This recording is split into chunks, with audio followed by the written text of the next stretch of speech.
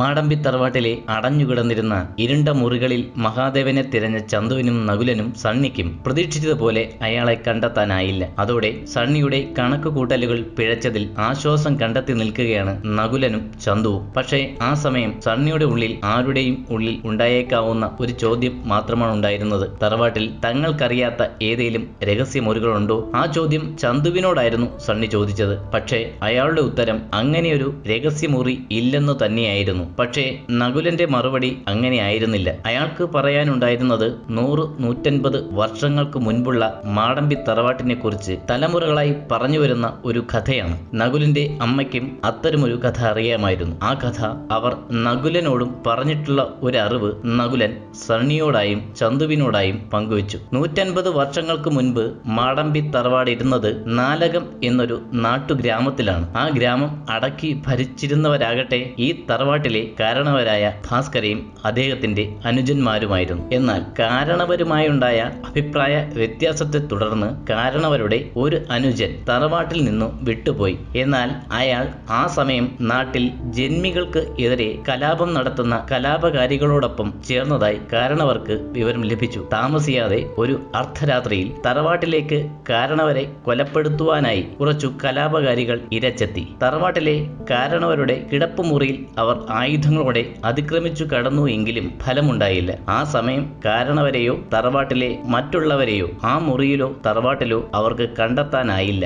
അതേ തുടർന്ന് കാരണവരുടെ അനുജനും കലാപകാരികൾക്കും ആ രാത്രിയിൽ തറവാട്ടിൽ നിന്നും നിരാശയോടെ മടങ്ങേണ്ടി വന്നു. എന്നാൽ കാരണവരും കുടുംബവും തറവാട്ടിൽ തന്നെ ഉണ്ടായിരുന്നു എന്നതായിരുന്നു വസ്തുത. വ്യക്തമായി പറഞ്ഞാൽ തച്ചു ശാസ്ത്രത്താൽ ഒരു തച്ചന്റെ ബുദ്ധിയോടെ തറവാട്ടിനുള്ളിൽ തന്നെ നിർമ്മിച്ച ഒരു നിലവറയ്ക്കുള്ളിലായിരുന്നു അവർ മറഞ്ഞിരുന്നത്. കാരണവരോട് കലിപ്പൂണ്ടുപോയ അനുജനും കലാപകാരികളും ഒത്തുചേർന്ന് തന്നെ അപായപ്പെടുത്തിയേക്കാമെന്ന് നേരത്തെ കൂട്ടി മനസ്സിലാക്കിയ കാരണവർ ബുദ്ധിപരമായി ഒരു നീക്കം നടത്തിയതിന്റെ ഫലമായിരുന്നു ഈ രഹസ്യ നിലവറ. അതിവിശാലമായ ഒരു ഹാളിനോട് സമാനമായിരുന്നു നിലവറ. നിലവറയുടെ വാതിൽപ്പൊട്ട് ഒരു പ്രത്യേക രീതിയിലുള്ളതായിരുന്നു. നിലവറ മറ്റൊരു മുറിയുടെ അടിഭാഗത്താണ് സ്ഥിതി ചെയ്യുന്നത്. ആ മുറിയുടെ വാതിൽ അടഞ്ഞു കിടക്കുമ്പോൾ മാത്രമേ നിലവറയുടെ വാതിലിന്റെ പ്രത്യേക രീതിയിലുള്ള കൊളുത്ത് തുറക്കുമായിരുന്നുള്ളൂ. മുകളിൽ സ്ഥിതി ചെയ്യുന്ന മുറിയുടെ വാതിൽ ആരെങ്കിലും ബലമായി പുറത്തു നിന്നും തുറക്കുകയാണെങ്കിൽ ആ നിമിഷം കാരണവർക്ക് നിലവറയുടെ ഉള്ളിലേക്ക് പോകുവാൻ കഴിയും. മുറിയുടെ വാതിൽ തുറക്കുന്ന പക്ഷം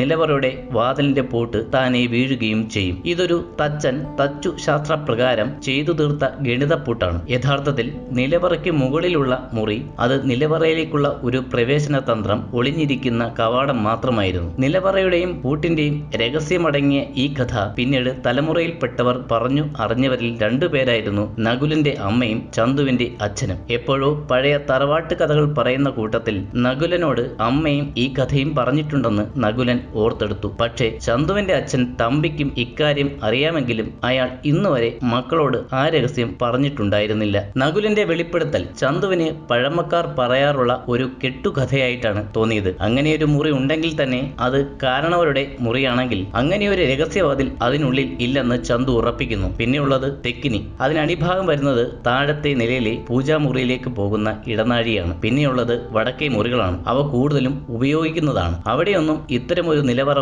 നിൽക്കാൻ സാധ്യതയില്ലെന്ന് ചന്തു ഉറപ്പിക്കുമ്പോൾ സണ്ണിയും നകുലനും ചിന്താക്കുഴപ്പത്തിലാകുന്നു. ഈ ഒരു രാത്രി കൂടി മാത്രമേ അവർക്ക് മുൻപിലുള്ളൂ. നേരം പുലർന്നു കഴിഞ്ഞാൽ ഏതു നിമിഷവും ഗംഗയും കൂട്ടരും തിരിച്ചെത്തും. അതിനുള്ളിൽ ഈ ഒരു അന്വേഷണത്തിന് അവസാനം കണ്ടെത്തിയേ മതിയാകൂ. നിശബ്ദതയോടെ ഒരു മണിക്കൂർ ഇരുവർക്കുമിടയിൽ നിമിഷങ്ങളുടെ വേഗത്തിൽ കടന്നു പോയതിന് ശേഷമാണ് സണ്ണിയുടെ കണ്ണുകൾക്ക് തിളക്കം വീണത്. അയാൾ ആത്മവിശ്വാസത്തോടെ ഉറക്കെ വിളിച്ചു പറഞ്ഞു, ആ മുറി കാരണവരുടെ മുറിക്കുള്ളിലെ പാട്ടുപുരയാണ്. സണ്ണി അങ്ങനെ ഉറപ്പിച്ചു പറയാൻ കാരണം 20 വർഷങ്ങൾക്ക് മുൻപ് സണ്ണി ആദ്യമായി നകുലന്റെ അഭ്യർത്ഥന പ്രകാരം മാടമ്പള്ളിയിലെത്തുന്ന അവസരത്തിൽ ഒരു രാത്രി കാരണവരുടെ കിടപ്പ് മുറിക്കുള്ളിലെ പാട്ടുപുരയിൽ നാഗവല്ലിയായി മാറിയ ഗംഗയുടെ സാന്നിധ്യം മനസ്സിലാക്കിയ അവസരത്തിൽ ആ നിമിഷം തന്നെ മുറിയുടെ വാതിൽ പുറത്തുനിന്നും സണ്ണി അടയ്ക്കുകയും തറവാട്ടിലെ പഴയ തലമുറയിലെ കാരണവരായി അഭിനയിച്ചുകൊണ്ട് ചില ചോദ്യങ്ങളിലൂടെ ഗംഗയിലെ നാഗവല്ലിയുടെ യഥാർത്ഥ ഉദ്ദേശം എന്തെന്നത് ചോദിച്ചു മനസ്സിലാക്കുന്ന ഒരു വേളയിൽ മുറിക്കുള്ളിലേക്ക് കടക്കാൻ ഒരു വാതിൽ മാത്രം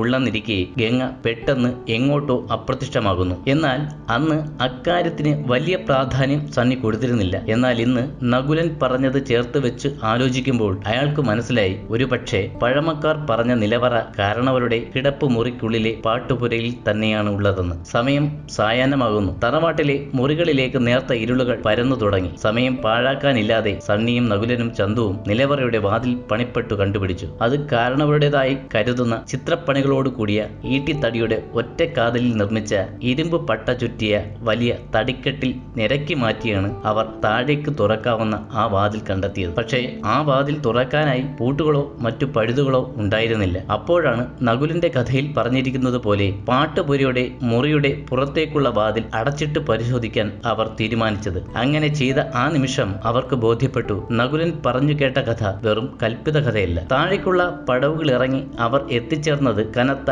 ഇരുളിൽ മുങ്ങി നിൽക്കുന്ന വിശാലമായ ഒരു ഹാളിലേക്കായിരുന്നു. അപ്പോൾ മാത്രമാണ് ചന്തുവിന് മനസ്സിലായത് പടവുകൾ തങ്ങളെ ദിശ മാറ്റി മറ്റൊരു ഭാഗത്താണ് എത്തിച്ചിരിക്കുന്നതെന്ന്. അതായത് തങ്ങൾ എത്തിയിരിക്കുന്ന ഭാഗം പാട്ടുപുരയുടെ കൃത്യമായും അടിവശത്തല്ല. ദിശ മാറ്റി പൊയ്ക്കൊണ്ടിരുന്ന ആ പടവുകൾ അവരെ എത്തിച്ചിരിക്കുന്നത് ഏകദേശം താഴത്തെ നിലയിലെ 4 കെട്ടിനുള്ളിലെ മണ്ഡപത്തിനും താഴ്ഭാഗത്തായിരിക്കാം എന്ന ചിന്ത ചന്തുവിനെയും നകുലിനെയും സണ്ണിയെയും വിസ്മയിപ്പിച്ചത് ചെറുതല്ല. അവർ ഇറങ്ങിച്ചെന്ന പടവുകൾക്കൊടുവിലെ വിജനതയും അവർ പ്രകാശിപ്പിച്ചുകൊണ്ടിരുന്ന ടോർച്ചിന്റെയും സാക്ഷ്യത്തിൽ അതൊരു വിശാലമായ സ്ഥലമാണെന്ന് മനസ്സിലായി. പെട്ടെന്ന് തെക്കുഭാഗത്തായി പ്രതീക്ഷിക്കാത്തൊരു കാഴ്ച മൂവരെയും അത്ഭുതപ്പെടുത്തി. കത്തിയെരിയുന്ന നില വിളക്കുകൾക്ക് നടുവിലായി ഒരു കാർമിക തട്ട് ക്രമീകരിച്ചിരിക്കുന്നു. അതോടെ ചന്തുവിനും നകുലനും ഒരു ഞെട്ടലോടെ ബോധ്യം വന്നു, കാണുന്നത് സത്യമെങ്കിൽ സണ്ണിയുടെ കണക്കുകൂട്ടലുകൾ തെറ്റിയിട്ടില്ല. കാർമിക തട്ട് അത് അത്ഭുതത്തോടെ വീക്ഷിക്കുന്ന ചന്തുവിനോടും നകുലിനോടും അതേക്കുറിച്ച് തന്റെ കേട്ടറിവുകൾ സണ്ണി വിവരിച്ചു കൊടുത്തു. അതിൽ പ്രധാനമായ സംഗതികൾ പഴയൊരു